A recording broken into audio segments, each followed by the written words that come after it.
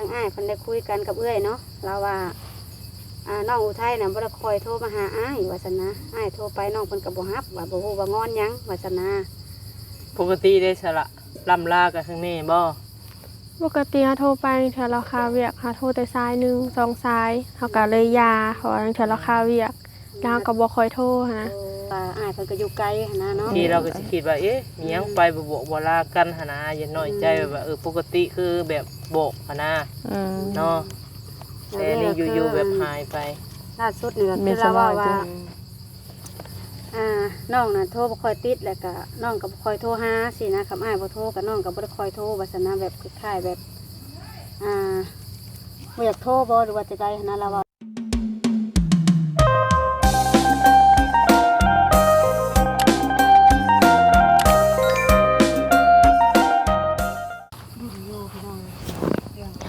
โดยกับทักทายสบายดีสวัสดีพ่อแม่พี่น้องเนาะปาลงกันเบ้อสุคนคือเก่าเด้อพี่น้องเด้อเนาะบอกว่าสิเป็นทางพี่น้องฝั่งลาวฝั่งไทยหรือว่าต่างประเทศพี่น้องเลยก็ขอยินดีต้อนรับเข้าสู่ช่องมุกตะวันสาวลาวคือเก่าเนาะเปิดภาพมามื้อนี้ก็เข้ามาเยี่ยมมาหาทางน้องอุทัยเนาะพี่น้องเนาะมาลินมาหัวน้ำเพราะว่าบ่ได้มากระโดดน้ำเติบแล้วพี่น้องเลยไปเดี๋ยวคนอื่นเข้าไปไปลบน้ำน้องเพิ่นก่อนพี่น้องเลยโดยสบายดีทางน้องไทยน้องไทยงามบ่ได้มาแต่โดนเลยมาเยี่ยมแต่เฮิงในไรเนาะงามกว่าเก่าเนาะมาบัดนี้เนาะโอ้บ่มันก็มีสีมีวัดแน่เล็บนางเอกบ่นี่ช่างกระเดกระโดดแฮะเบิ่งดูอุทัยติดเอาเองบ่หรือว่าได้ติดอยู่ห้างซื้อแล้วเพิ่นติดให้เลยเท่าไหร่น่ะ 99,000100,000เลยนะเหลืออยู่1,000กีบก็สิก็ใส่เพิ่ม 1,000 ก็เป็นแสนนึงเฮ็ดยังมันกินข้าวแล้วกินแล้วกินเฟอเอาคือกินแต่เช้าถ้ากินเฟอเพิ่นเปิดแต่เช้าบ่หรือว่าซื้อมาเฮ็ดกินเองเพิ่นเปิดแต่เช้าค่ะสั่งเอาสั่งเอาบ่ได้อันเฮ็ดเสฉวนกินคือเก่าว่าซะบ่เอาอะไรหมอกระทะนี่คือบ่เฮ็ดกินแล้ว2เทื่อละค่ะอะไรหมอกระทะนี่เฮ็ดกิน2เทื่อแล้วบ่ถ่ากันเลยเนาะบ่ถ่าเอื้อยเลยยังยายคือกลับมาอีกยันงัวไปบ่ได้ดอกแล้วเป็นมือว่าสิบืนหัวแล้วบ่บัดนี้ว่าติเฮ้ยเราหอยถุงกาแฟแล้วได้น่ะเราสิไปใส่น้องไทยลงไปเล่นน้ำแม่เฒ่าพวกเราขึ้นมาเฮือนเฮาละหมู่เราเองนะแม่ไปเล่นน้ำเพื่อนอยู่คนเดียวก็มันก็เงาเนาะปิ่นหมู่ใครแน่อยู่เพื่อนไปเขตยังเนาะมีแต่ไปดินไปหัวนะจะสิไปใส่เราว่าจะหาลงไปส่งจะมาเราก็เลยลงเองไกลบ่จะไปนะไม่หลุมห่านขายหลุมดิขาลงไปนะมันก็บ่ได้ไกลบ่ได้แต่เนาะขี่รถไปส่งบ่ออกกำลังกายเพราะว่าแหละอันยาได้ออกกำลังกายนี่เนาะแบบเฮานั่งกระโดดกระยันแบบห่างกายเฮามันบ่ยืดเส้นยืดสายเด้ได้สังเกตมันออกได้เองนะจ้ะบ่แม่นว่าแล้วคือว่ามื้อนั้นก็คือว่าเจ็บท้องบ่เมื่อวานนี้เจ็บท้องก็เลยลงไปซื้อยาให้ซื้อยามาให้เพิ่นกินดิซื้อยามาแล้วบ่เห็นลาวลงไปนำอยู่เพิ่นไปถามว่าเมื่อแล้วเมื่อตะเวนอันนี้คือมาคิวเพื่อนหมู่เพิ่นพุแม่เอาคือบ่พาไปกวดเบิ่งซะเราบ่ไปติกินยาแล้วเศร้าอยู่บ่ซะเนาะเศร้าใครอยู่ซะว่าง่ายก็แบบเฮาเจ็บท้องแบบบ่แม่นบ่ถึงขั้นว่าไปห้องหมอนะเนาะกินยังนะเอายังมาแม่คงดีบ่หากิ่งมานะโอ๊ยคงมีหน่อยแม่นแท้ๆนี่กิ่งมาใช้บ่ได้เอ้ยพี่น้องเอ้ยเนาะมันว่าง่ายกับมันมีงัวเด้แถวเฮือนพอแมงกะจีแล้วมันก็เป็นด้วงเห็นบ่ที่เราไปเก็บกินแล้วเนี่ยเฮาขุดเลยเฮาขุดจิหลอเนาะถือหูมันเห็นมันเป็นด้วงบ่อันนั้นคืออันมันปั่นดินนี่มันเขี่ยมาอยู่ไทยซอยหลังมาจักไม่ได้ว่าจะนวดเลยพอดีคำหนึ่งได้คอยคิดเห็นแล้วมาเบ้าด้วยนี่แต่บ่ได้คิดเห็นนางกระตุ้นนะ โดยเนาะน้องว่าง่ายก็ว่าให้น้องเป็นหัวเลยเนาะพี่น้องเลยหากระเฮ็ดกินสองเทื่อที่อันขาไล่หมอกระทะ แม่น เป็นนี่ได้คักอยู่บ่ โดย สัตว์ต้านนะ แม่นได้กินแบบฮ้อนตลอดแล้วบัดนี้เนาะ โดย เลยพี่น้องกินเมดบ่เฮ็ดแต่ละเทื่อจ้ะ เฮ็ดพอแต่ว่ากินเบิด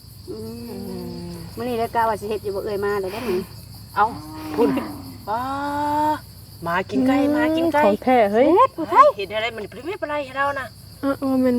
มาเฮาอย่ามันครบ เอาขบไก่เป็นๆเลยนี่ หลักฐานของแท้เลย เอาบ่ได้แม่นมาจ้ะบ่ เวิร์นบอกเราในสละไก่เราบ่ จักไก่ไผแหละ สูงใหญ่น้อย เอาขอเกี่ยว กา จ้ะบ่แม่นนะสะนาง มาเฮาออกแต่รถแล้วมันเป็นแบบนี้ตัวดำนะเฮาออกนะ เปลี่ยนแล้ว ปากกระโตกมาใส่ยังพอได้นั่นใครกลัวได้เนอกกันแบบนี้ บ่ได้มาใส่ยอผ้าขาวผ้าน้ำเนาะพี่น้องกำลังเข้าไล่เข้าเค็มตกใจสาวนวลพี่น้อง มาให้ มา นี่ ครบไก่ พอมาเฮามันกินไก่เฮา เพราะว่าป้าไว้ก็ยันแบบว่าเสียเงินเสียคำเนาะเสียค่าไก่ค่ากาเพิ่นเฮาก็ยังคนยังบ่มีอยู่พี่น้องเลยโดยเอ้าเนาะมื้อนี้ก็สิข่าวเรื่องในหลายบาทนี่ เรื่องอย่างนี้บาทเนาะ ตกใจ เอ้าเนาะข่อยก็บ่ได้มาแต่เฮิงนี่เด้ โอ้ บ่ได้มาแต่เฮิงน่ะคือล่าสุดนี่คือทางอ้ายเพิ่นก็เลยโทรหาเนาะโทรหาว่าเป็นนี่ได้คือว่างอนน้อยใจกันเรื่องหยังบัดนี้ โอ้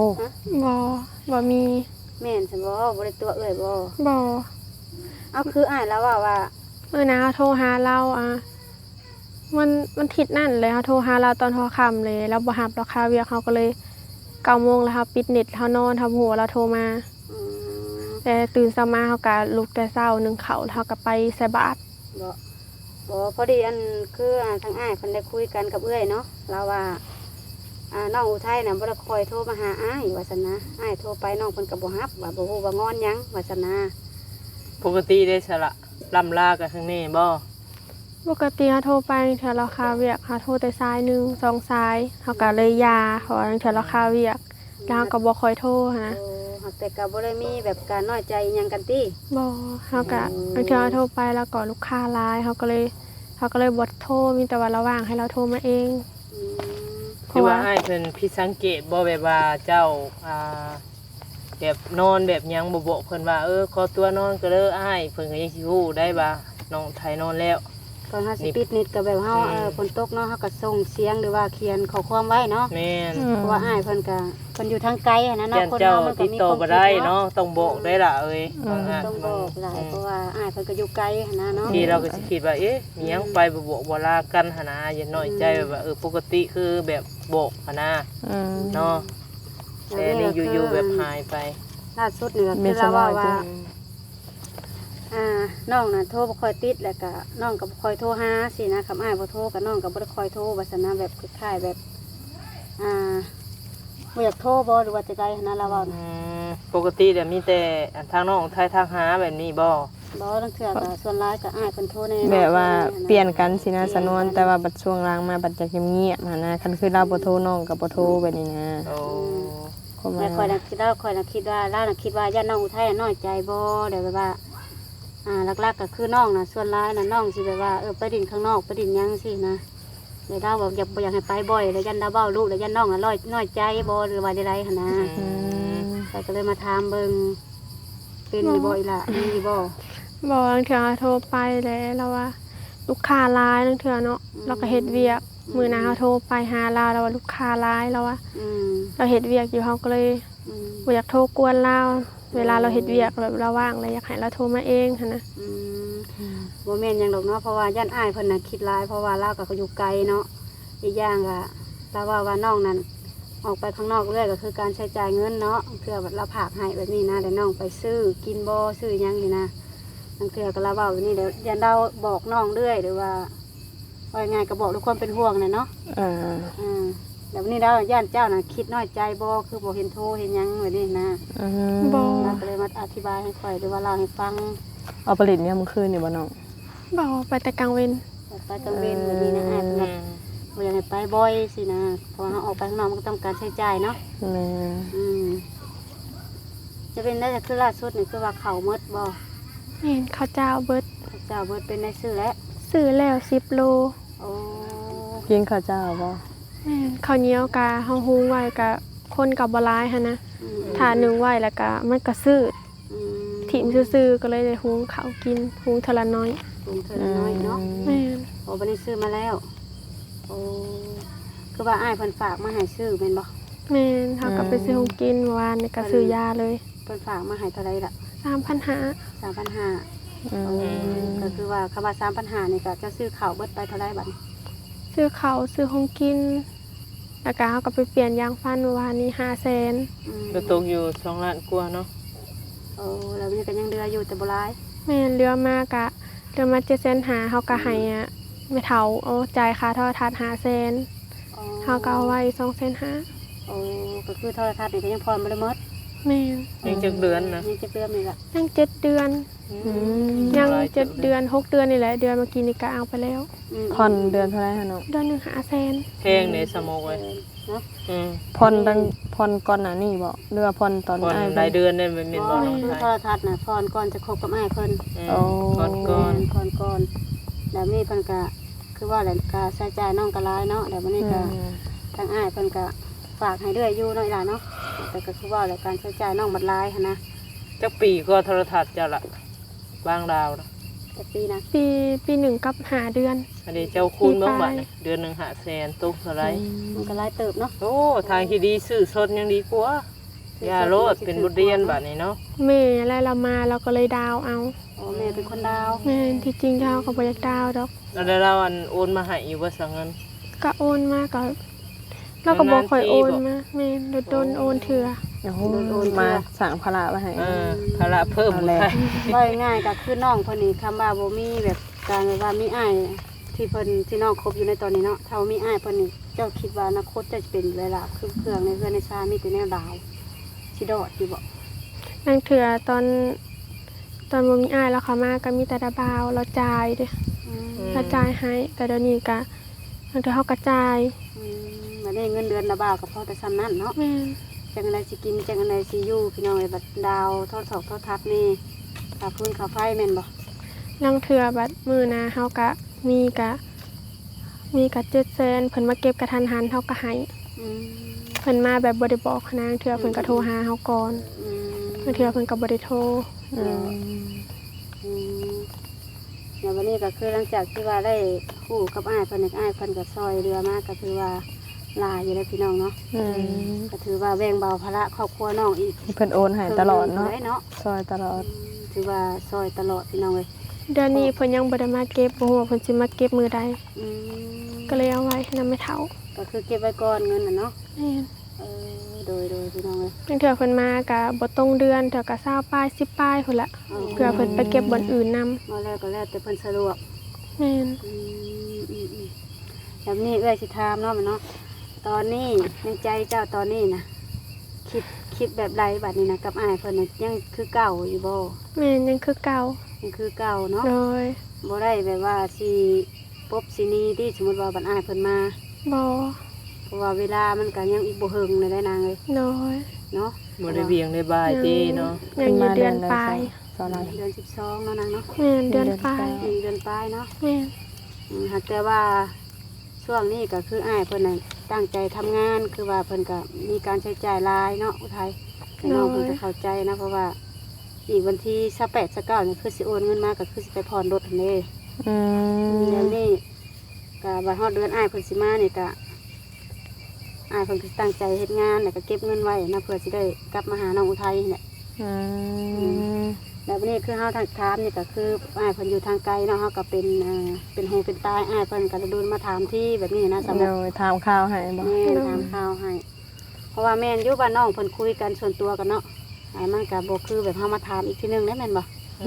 ก็แม่น มัน แหละ ก็สิเป็นอีกแบบหนึงเด้ บางทีอ้ายเราก็กล้าถามเนาะโดยตรงก็มี แล้วก็ บ่ได้ สิบ่กล้าถามโดยตรง เลย เห็นใจน้องเพิ่น อันนี้แม่นบ่ทราบที่ว่าอ้ายอันนี้เอื้อยจะขอเว้าหน้าไม้เนาะคืออ้ายเพิ่นว่าโทรหาเจ้าลางเทื่อก็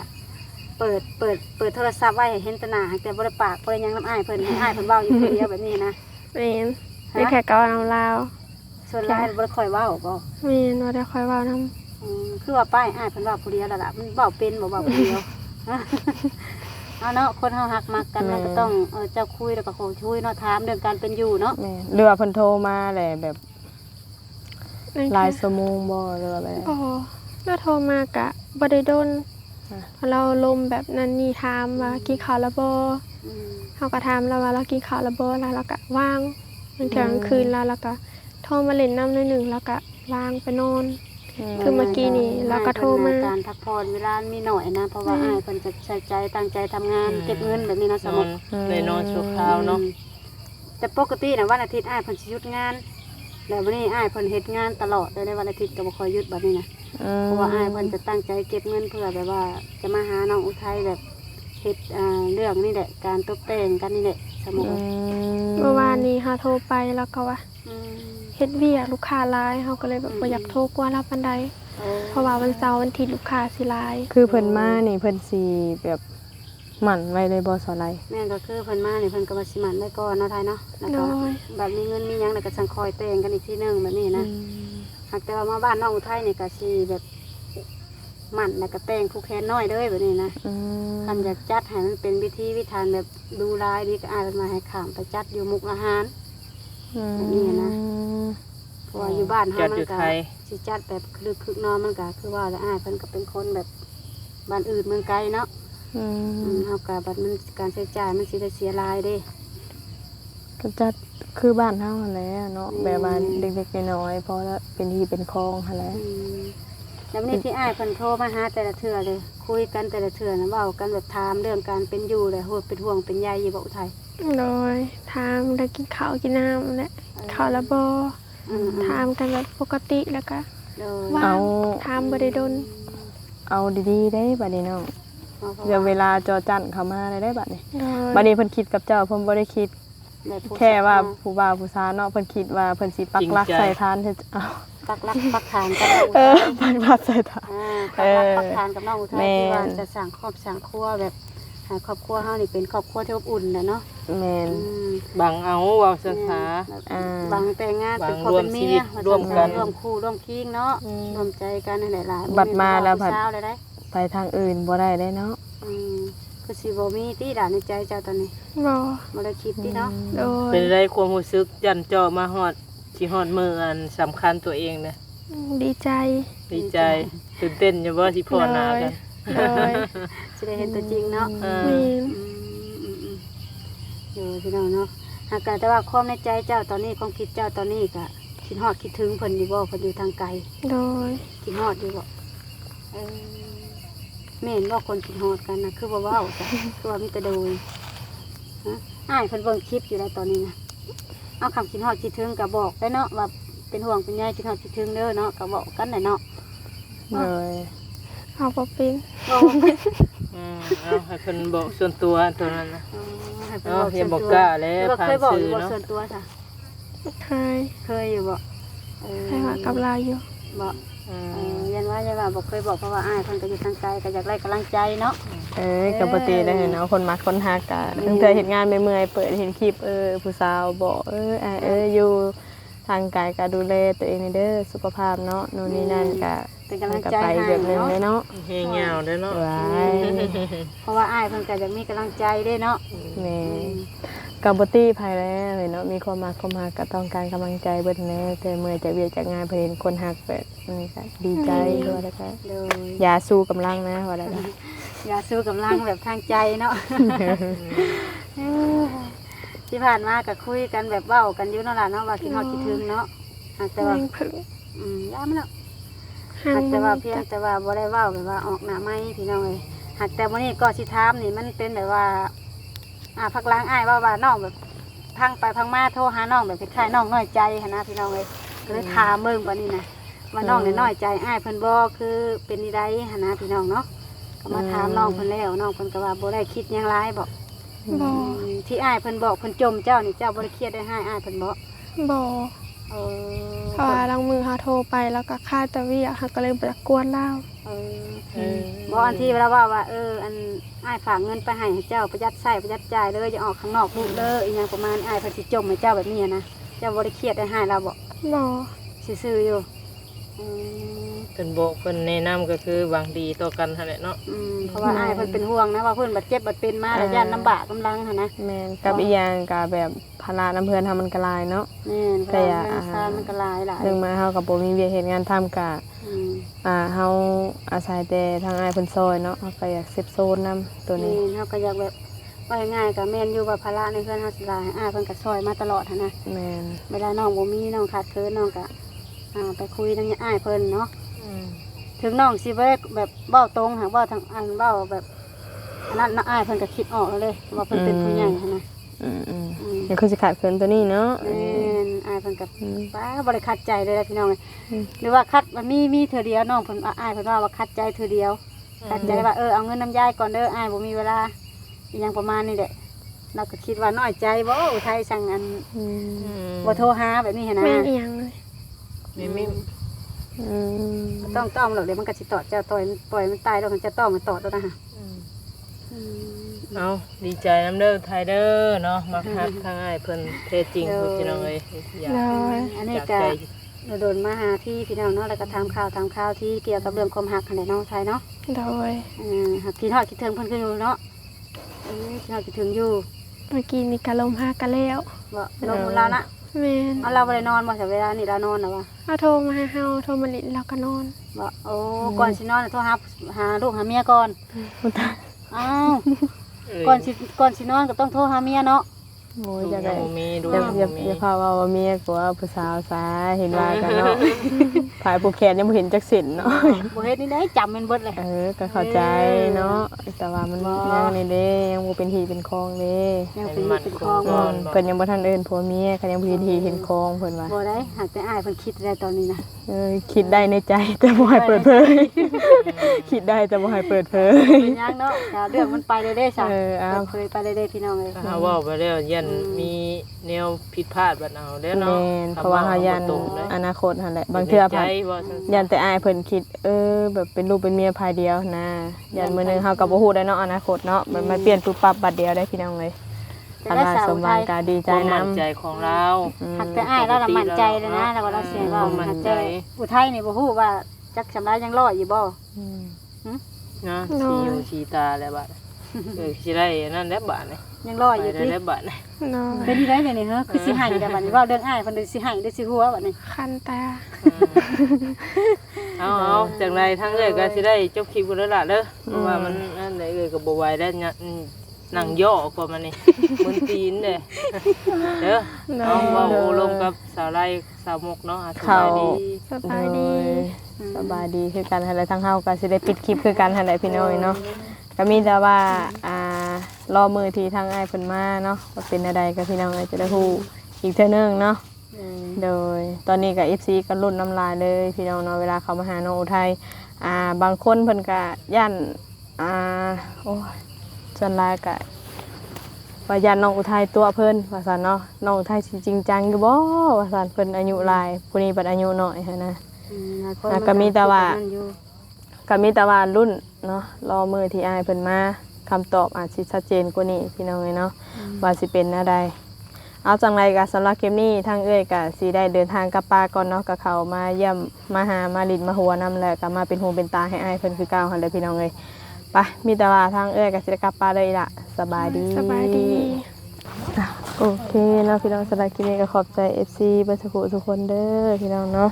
สำหรับคลิปนี้ก็เข้ามาลินมาหัวน้องไผสำหรับคลิปนี้ก็ลาไปก่อนเด้อพี่น้องเด้อสบายดี